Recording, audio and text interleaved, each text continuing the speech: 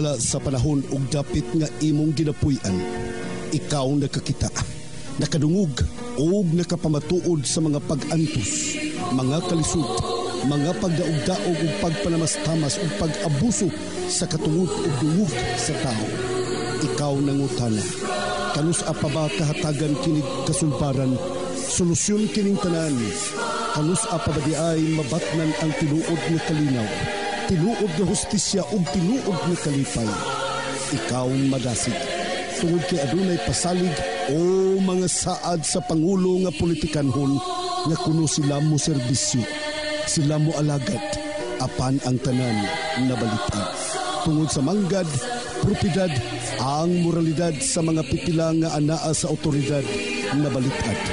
Ikaw mihangad sa Diyos nun nga katilingban, nagatuo nga diha makitaan ang kasulbaran sa mga suliran, mga lulan nga imong ginapasan.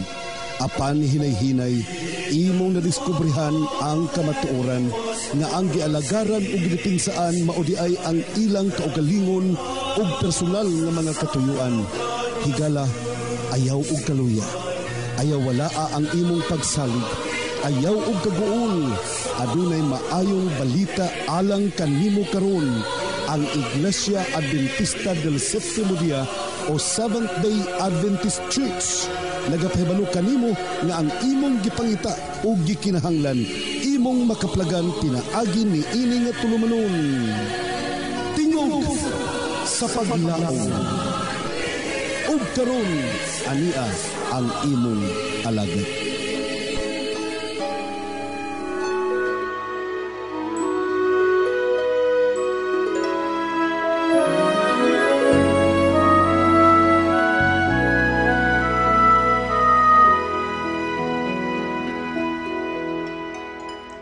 If I'm to be whom you desire all throughout my life, a vessel into honor, Lord, to Thee,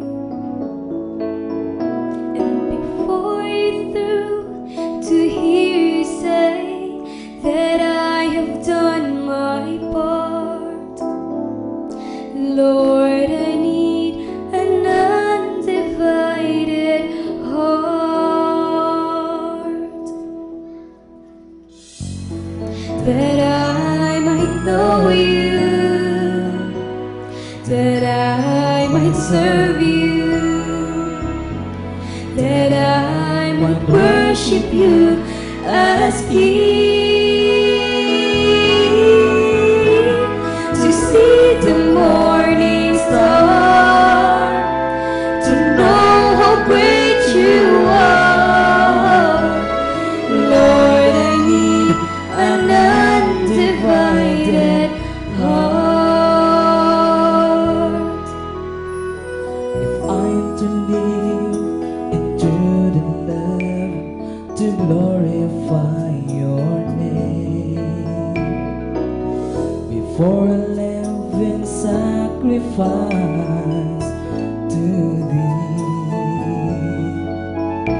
and to share the joy, the grace and peace which spirit does impart, Lord, I need an undivided heart,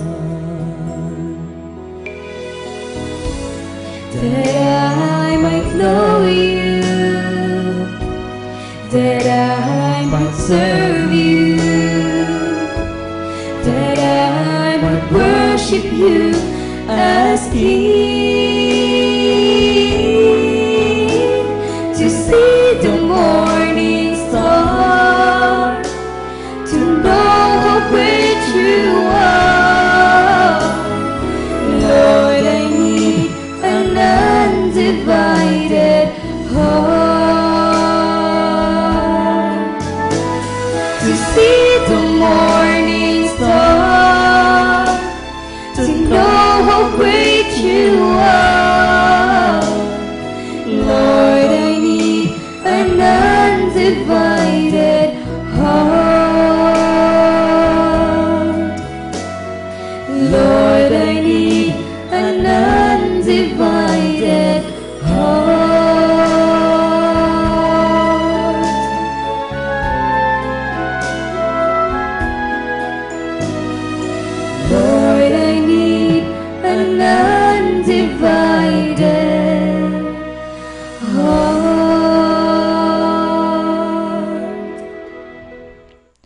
Let's bow our heads for prayer.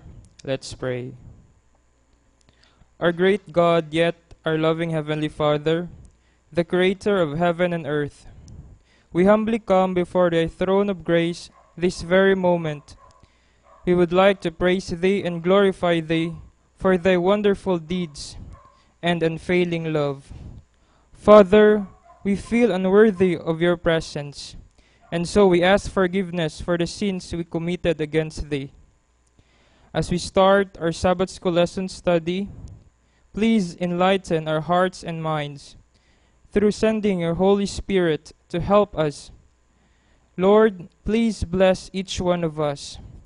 Thank You for hearing and answering our prayers. This we pray in the loving name of Jesus Christ, our Lord and Savior. Amen. Mga pinanggana ko mga kaigsunan, malipayon na usab nga pagpakig-uban kanimog kaninyong tanan ning atong tulumanong tingog sa paglaom special edition. Nga din magatagi kini sa pulong sa Dios nga nahanay ng daan sa usa ka Sabbath School quarterly lesson nga giplastar kini pinagi sa Sabbath School Department of the General Conference of the Seventh-day Adventist Church. Karong Sabado mga pinangga ko mga kaigsunan ang atong mga kapamilyag kaigsunan, magdugok tanan magtapok sa Mountain View College alang sa Sabbath School Congress. Atong suheto karon mga kaigsunan sa lesson number 8, nagkanayon the law of God and the law of Christ. Ang balaod sa Dios ug ang balaod ni Kristo. Many other people or some other theologians of different churches or different religions thought nga ang balaod sa Dios ug ang balaod ni Kristo are two different things and they are fighting against each other. Gusto nila ipasabot nga nagbingkil, nagbangi ang duha ka balaod, ang balaod sa Dios Amahan ug sa kang Kristo, nagbangi silang duha. Ang atong key-text sa mga kaigsunan, mabasa nato kini sa John chapter 15 verse 10, nagkanayon, if you keep my commandments, you will abide in my love, just as I have kept my Father's commandments and abide in His love. Kung magbantay ta sa kasuguan, nagpabilin ta sa gugma sa Dios. Maingon nga si Kristo sab nagbantay sa kasuguan sa Amahan, nagpabilin siya sa gugma sa Dios Amahan. Higalag mga pinangga ko mga kaigsunan sa tibuok kalibutan sa bisan asa nga mga hierarchical form of government. Doon ay mga balaod nga nag-exist mga kaigsunan. O kanang balaod nga nag-exist sa usa ka nasod o sa usa ka panggoberno, doon ay gingalan og national law. Ang mga gagmay po nga mga barangays, mga probensya, mga region o mga lungsod o syudad, pwede po silang mag-formulate o ilang mga kaugalingong mga balaod, pero let it be nga dili mo supak sa national nga balaod.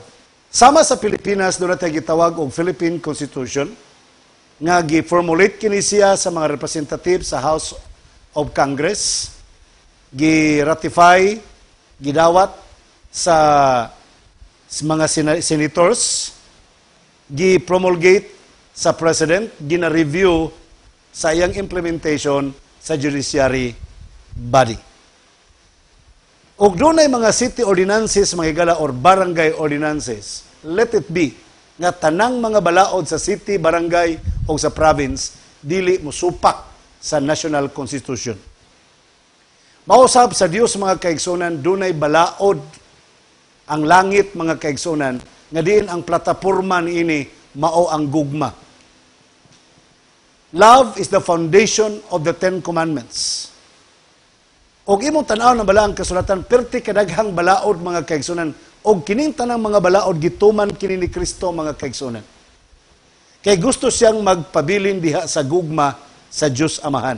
Daghang nagtuo mga kaigsunan nga ang Ten Commandments nga gihatag panahon kang Moses didto sa Sinai, ila lang to sa mga Israelinhon og dili magamit sa mga Kristohanon sa panahon ni Kristo og labaw sa atong kapanahonan karon.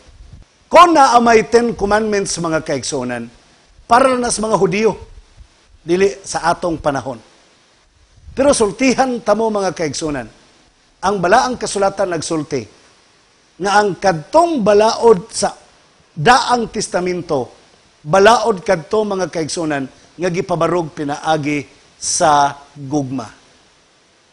Og dili kadto makapamatarong sa tao ang makapamatarong sa tao, mao ang grasya sa Diyos, mga kaigsunan, nga maoy ekspresyon sa gugma nga maoy gilingkuran sa napulo kasugo.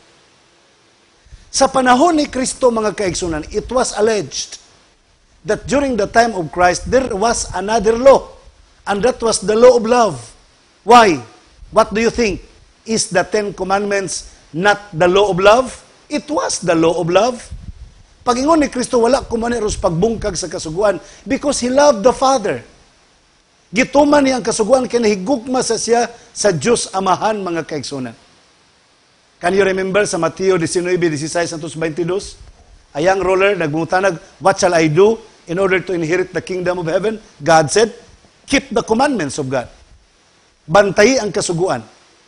Unsa nga kasuguan? Iyang gi-quote ang 5. Tahoron ginikanan, dili magpatay, dili mangawat, dili magbakak, dili maibog. Ang katapusang 5 or 6, iyahang gi-quote, mga kaigsunan. Pero matod pa sa mga batanon, I have been keeping them since from I was young. Unsay kulang, ingus Kristo, go and sell what thou hast and give it to the poor. Was it another new commandment? No. Ang nahitabo sa maong young ruler, mga kaigsunan, ang iyahang bahandi, iyang gimahal, sobra pa kaysa pagmahal sa silingan. Gi-emphasize lang ni Kristo o kung saan pagmahal ang silingan. Sa Mateo Kapitulo 22, 34-40, nag-ingon si Kristo nga ang pinakadako nga sugo mao paghigugma sa Dios o paghigugma sa silingan. Was it another commandment aside from the 10 commandments? No. Kay kana nga sugo karaan na mga kaigsunan. Mo na giingon ni San Juan, mga kaigsunan, if Christ was talking about the law of love, that ye shall love one another, aron mailhan mo nga akong mga tinunan. Sa 1 John chapter 2 verse 7 nagkanayon, brethren, I write no new commandment unto you, but an old commandment which ye had from the beginning.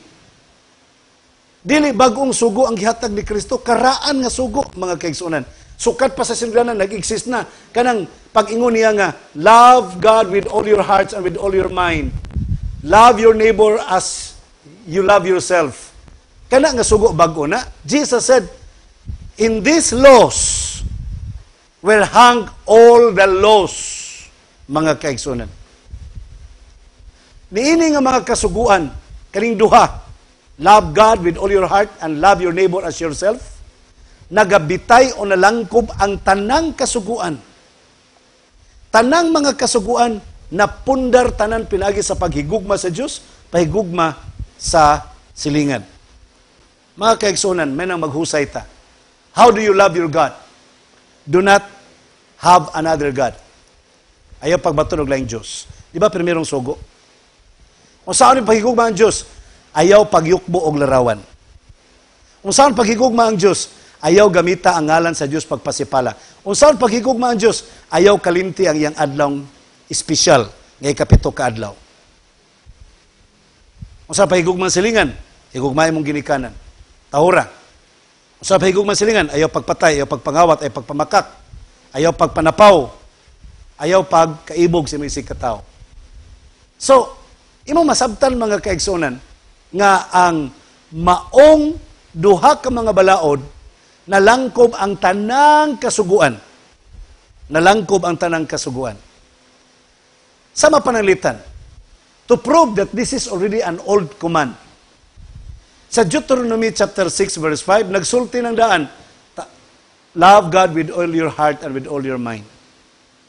Karaan nga sugo, Deuteronomy chapter 6 verse 5. Leviticus 19 verse 18, love your neighbor as yourself.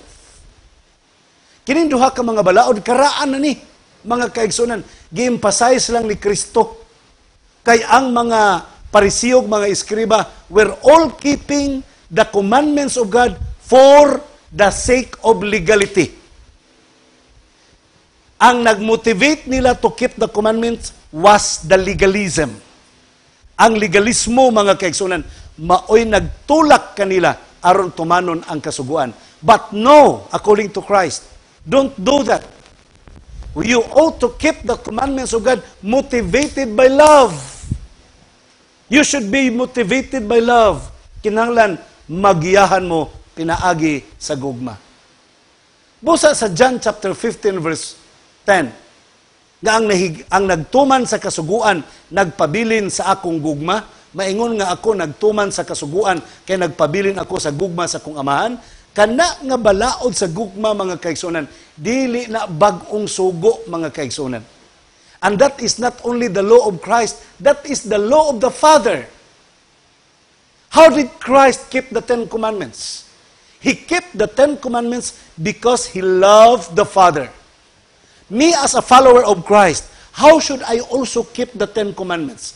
I should keep the 10 Commandments because I want to abide in the love of Christ. Kaigsunan, Jesus Christ said in John chapter 14 verse 15, if you love me, keep my commandments. Kung nahigugma kamo kanako, bantayi ang akong mga sugo. Doon sa may mga prueba nga si Kristo nagbantay sa kasuguan. Na-remember ba ninyo sa Luke chapter 2 verse 49? Sa diyang si Kristo nabiyaan dito sa temple, panahon sa pista sa Yom Kippur, na mauli ang mga ginikanan niya, nabiyaan si Kristo. Na-stress ang mga ginikanan. Sa Luke chapter 2 verse 51, ginan, ngano nagpabilin man ka rin, naong sama kang nabiyaan man, kata na manguli ta. Ingon si Kristo, I am about to do my Father's business. Pero despite to that, niuli yun si Kristo, may abide siya sa mga parents. In other words, gituman niya ang balaod, nga tahuron ang ginikanan. Sa diyang gitintal siya ni Satanas sa Lucas 4:8, sa pagyukbo sa tubangan ni Satanas, o sa gitubag ni Kristo. Nasulat na, nga walay laing pagasimbahon ang Diyos lamang, o kaniya lamang ikaw mag-aalagad. Sa ito pa, gituman niya ang balaod, nga dili magyukbo, mga kaigsunan. How many times records are there in the Bible, like Luke 4:16, that according to his manner, according to his custom, Jesus Christ went into the synagogue on Saturday. In other words, Christ kept the Sabbath. Nagbantay sa adlaw ang ipapahulay. And according to Paul sa Philippians chapter 2, verses 5 to 11, he kept all the commandments of God and he submitted himself and have obeyed unto the will of the Father even until the crucifixion, the cross, and died. He obeyed. Sa ito pa si Kristo nagmatinumanon. Hebrews chapter 4 verse 15, si Kristo mga kaigsunan, gitintal sa tanang mga pabaagi, pero wa gyud makalapas sa kasuguan. He sinneth not. Sin is the transgression of the law, but Christ did not sin. In other words, Christ did not violate the law. Why he did it? According to John 15 verse 10, because I want to abide in the love of my Father. Nganong gituman niyang kasuguan, kay gusto siyang magpabilin sa gugma sa iyang amahan. Now, let me ask you a question. Do you want to abide in the love of Jesus Christ? Yes, of course. Then keep His commandments. Because again, Christ said, if you love me, keep my commandments. Kung nahigugma kamo kanako, bantayan ninyo or bantayan ninyo ang akong mga sugo. Katong gugma ni Kristo, katong gugma sa Dios Amahan, ngayang gipadayag pinaagi ni Kristo mga kaigsunan. That was the love which was the foundation of the 10 Commandments. John 3:16, for God so loved the world that He gave His only begotten Son, that whosoever believeth in Him should not perish but have an everlasting life. Kadtong nga klaseng gugma sa Amahan was the foundation of the 10 Commandments. Ang gugma sa Diyos Amahan, gidemonstrate ni Kristo nining kalibutana mga kaigsunan. Nagkinabuhi si Kristo ning kalibutana ug unsa kadako ang gugma sa Diyos Amahan. Kay kadtong nga gugma nga gidemonstrate ni Kristo sa iyang pagkinabuhi ning kalibutana hangtod sa Kalbaryo sa krus iyang kamatayon mga kaigsunan. Kadtong nga gugma mauto ang gilingkuran nga gugma, mauto ang gugma nga pundasyon sa napulo ka sugo. Kabalo ba ka? Ang mga apostoles, wala sila kasabot sa gugma sa Diyos. Wala sila kasabot sa gugma sa Diyos. Hangtod nga ilang nasaksihan ang mga pag-antos ni Kristo. Hangtod nga ila nakitaan ang mga kasakit ni Kristo. Hangtod nila nakitaan nga si Kristo gilansang sa krus. Hangtod nila nakitaan nga si Kristo nabanhaw og nikayab sa langit. Hangtod nga sila nabubuan sa balang espiritu. Diha pa nila nasabtan mga kaigsunan og unsa kadako ang gugma sa Dios. Alang kanimo og kanako og kana nga gugma mao na ang gisandigan sa napulo ka sugo.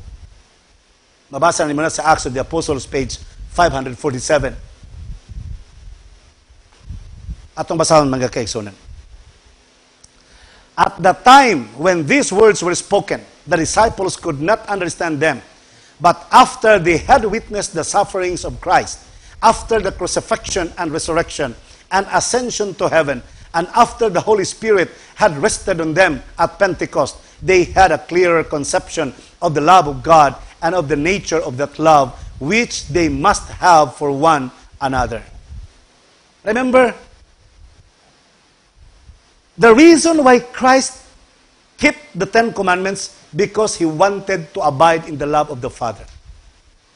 And Christ also is inviting us to keep the Ten Commandments because He wanted also to invite every one of you to abide in His love. Kanang love nga naa ni Kristo mga kaigsunan, may gusto ni Kristo nga maato pumabatnan nga gugma mga kaigsunan. Kanang gugma ni Kristo nga iyahang gigamit sa pagmahal sa mga makasasala. Kanang gugma nga gigamit ni Kristo sa pagpasaylo niya ni Pedro nga nagbudhi kaniya, nga naglimod kaniya. Katong gugma nga iyang gigamit sa pag-ayom-ayom niya, paghigugma, pagmahal niya kang Judas, bisan pa si Judas nahibaw-an niyang magbudhi kaniya.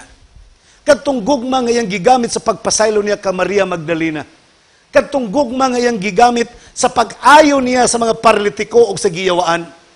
Katong gugma nga nag-motivate ni Kristo nga pasayloon ang mga nakasala, apil pa ang mga nagdughang kaniya nga matud pa niya didto sa cross, Father, forgive them, for they do not know what they do. Kadto nga gugma gusto ni Kristo, mabatnan po natong tanan mga kaigsunan. Si San Pablo sa 1 Corinthians chapter 9, 19 to 23, matud pa niya sa mga hintil po ko, sa mga Hudiyo po ko, sa mga Grisyanon po ko. But pasabot ni San Pablo mga kaigsunan, sa tanang klase sa mga kustombre sa mga tao, sa tanang klase sa mga batasan sa mga tao, sa tanang klase sa mga kinaiya sa mga tao, gusto ni San Pablo nga mo mingle siya mga kaigsunan para ma-reach niya ang mga makasasala nga iyang giwalihan sa may balita o iyang madaog ngadto sa tiilan ni Kristo. But rest be assured, bisan pa si San Pablo ni conform siya sa mga kustombre sa nagkalanglaing mga tao nga iyang giwalihan, but nevertheless nga iyang gilapas ang Ten Commandments. Iya gyapong gituman mga kaigsunan ang Ten Commandments. Wala niya gi-compromise ang balaod sa Dios. Kaya ang nagmotivate ni San Pablo nga maging Hudiyo, maging Grisyanhon, maging Romanhon para ang mga tao madala sa tila ni Kristo. Ang gugma ni Kristo may nagmotivate niya. Ug kadto nga gugma mao ang pundasyon sa napulo ka sugo. That's why he did not violate the Ten Commandments. Everyone is born into the kingdom of God.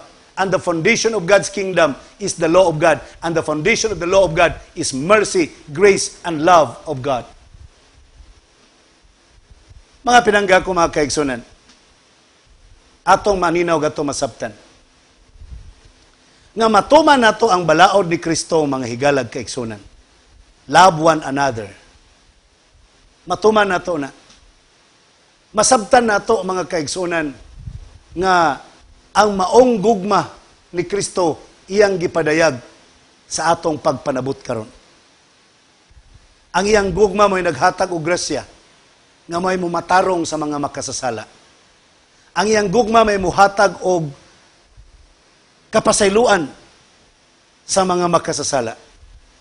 Mga taong nakasala, batok sa napulo kasugo. Pagkanindot sa Diyos mga kaigsunan. Yes, we cannot deny the fact that the Ten Commandments will only define your sins. Ang napulo kasugo, igulan sa musulti nga ikaw nakasala.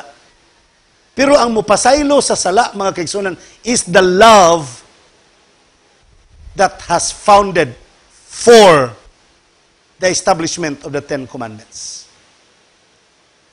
Sa to pa, ang napulo kasugo, gipatindog sa gugma sa Diyos. Dili masabtan sa mga tao, mga kaigsunan. Gidemonstrate ni Kristo sa cross nga ang punishment, ang judgment, ang justice ug ang love gipahawak ni Kristo dito sa cross. Yes. Tungod kay ang tao nakalapa sa sugo, nakasala ug ang bayad sa sala mamatay. Imbis ang tao may mamatay sa dayon, si Kristo ang nagpakamatay. Ang punishment, ang judgment of the law gi-exhibit ni Kristo sa cross. Pinagi siyang kamatayon. At the same time, pinaagi siyang kamatayon kung mutuo ka lang, mapasaylo ka sa imong mga sala ug dili ka na mamatay sa dayon sa imong mga sala. At the same time, tungod ni ana nga offer, gipakita ni Kristo ang gugma nga mao'y nagsangga sa Ten Commandments. Paul said, love is the fulfillment of the law. Ang gugma mao'y katumanan sa kasuguan. It's not the substitution of the law, but it is the fulfillment of the law. That's why si Paul sa Galatians chapter 6 verses 1 up to 5 matud pa niya, kamong mga espirituhanon kun duna mo'y igsuon nga nahulog sa sala, kamo mo ay mo pabalik nila ngadto sa pagkamatarong. Pero kamo pod magbantay pod mo dili mo matintal. Magyayungay kamo sa mga kabugat sa usag-usa. Buti pasabot ni Paul, mga kaigsunan, everyone has its own weaknesses. Everyone is prone to temptation. But it's not the reason because we are tempted and we will always yield to temptation because it becomes a sin. Ngano nag-ingon San Pablo nga atong agakon ang mga tao mobali? That has been the love of Christ ngayang gipakita, mga kaigsunan. Gugma ni Kristo ngayang gipakita kanato nga ang mga makasasala iyang ipabalik.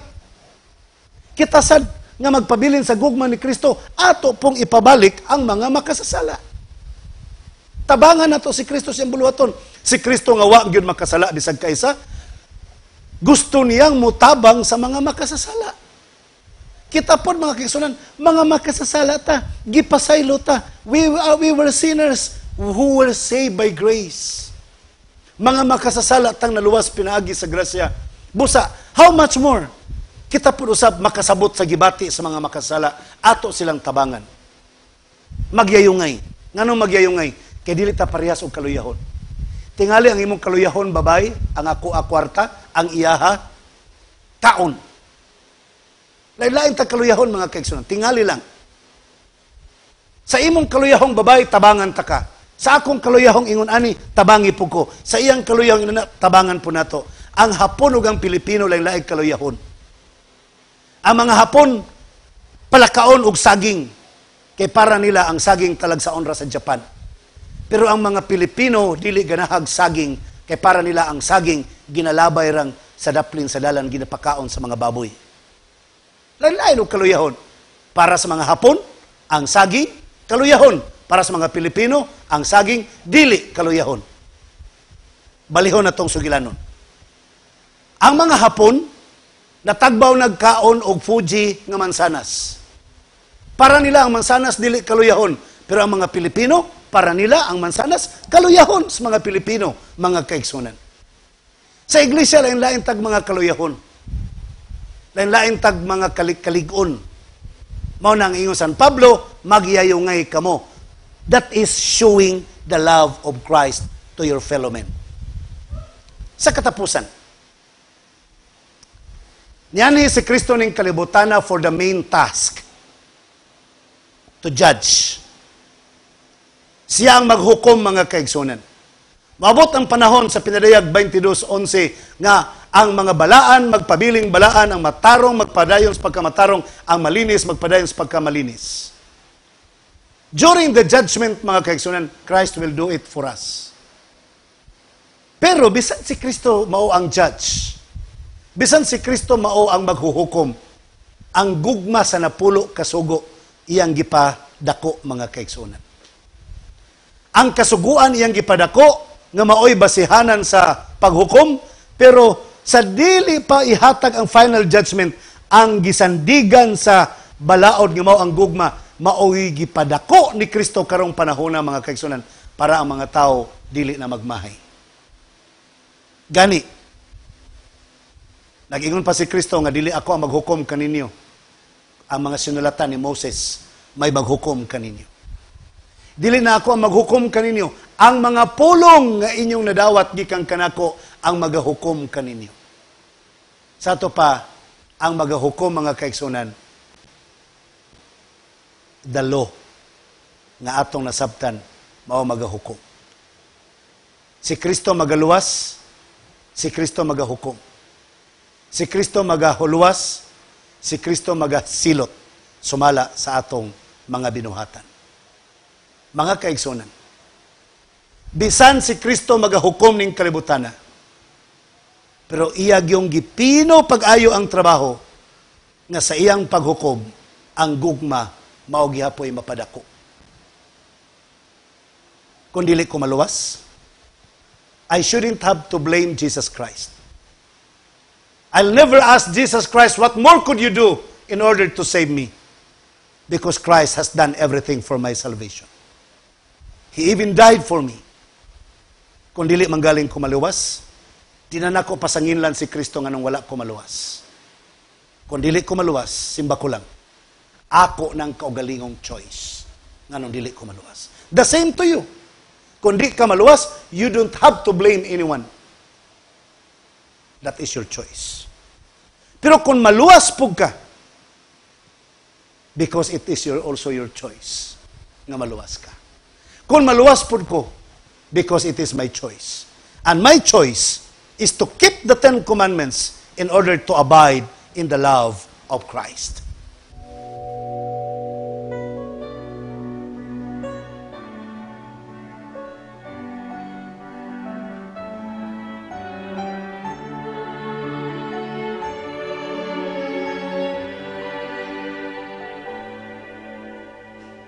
Cleanse me, Lord, of all my silly saturates.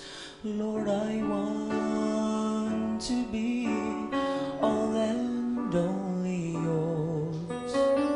Take away the clutter in my life every day, and make me like a child at play.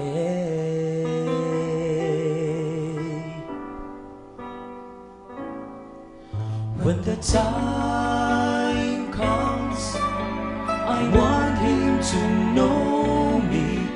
When the time comes, I wanna be there. When the time comes, I wanna be ready. When Jesus comes to take me home.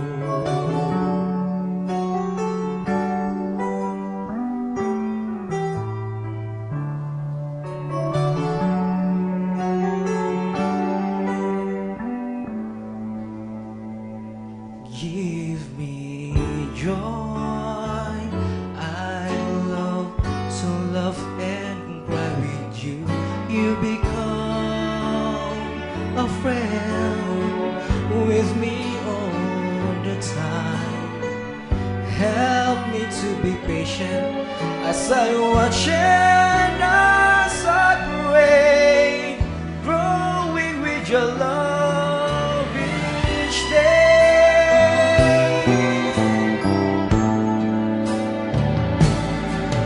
When the time comes, I want him to know me.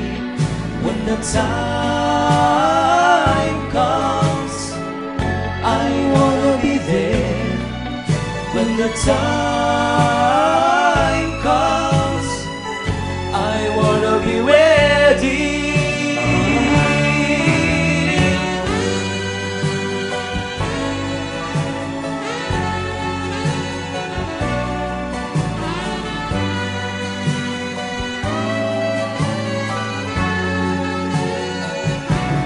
When the time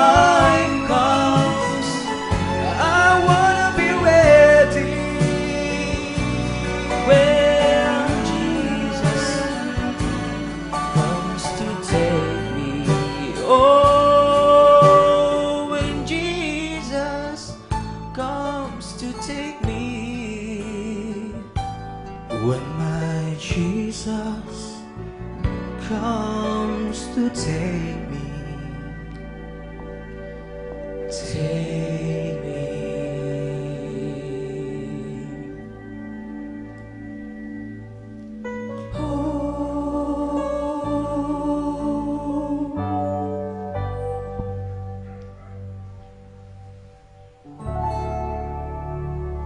Amahan namo nga ikaw sa mga langit, daghang salamat tining takna.